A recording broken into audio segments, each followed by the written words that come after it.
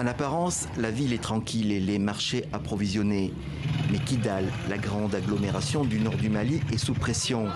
Alors que la MINUSMA se retire, Kidal doit accueillir de plus en plus de déplacés, fuyant violence et combats. Le maire ne cache pas son inquiétude. Il y a un reflux des populations d'ici vers la région de Kidal. Donc ça crée des tensions sur le plan de l'alimentation, sur le plan des points d'eau. Donc la crise est en train de s'accentuer. Ils sont désormais peut-être un millier, peut-être plus. Aucune ONG n'est sur place pour les recenser.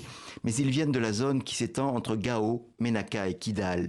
Ainsi Fadimata Oualet, qui a fui à pied son village de Talatay, près de Ménaka, après une attaque du groupe État islamique. Au sein de notre communauté, ils ont tué beaucoup de monde.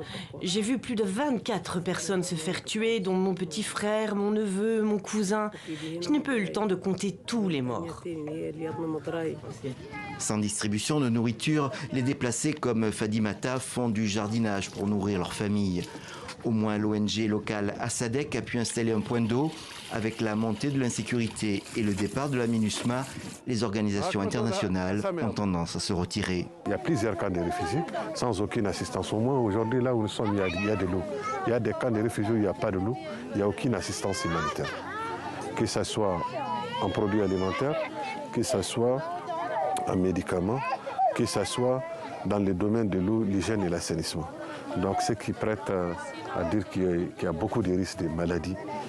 Ces derniers temps, les affrontements entre la rébellion séparatiste CSP et l'armée malienne sont venus encore ajouter à l'inquiétude et au déplacement de population. Et l'évacuation la semaine dernière des camps de Tessalit et Aguelok par la MINUSMA a déclenché une nouvelle vague de départ vers le nord cette fois-ci, jusqu'à la frontière algérienne.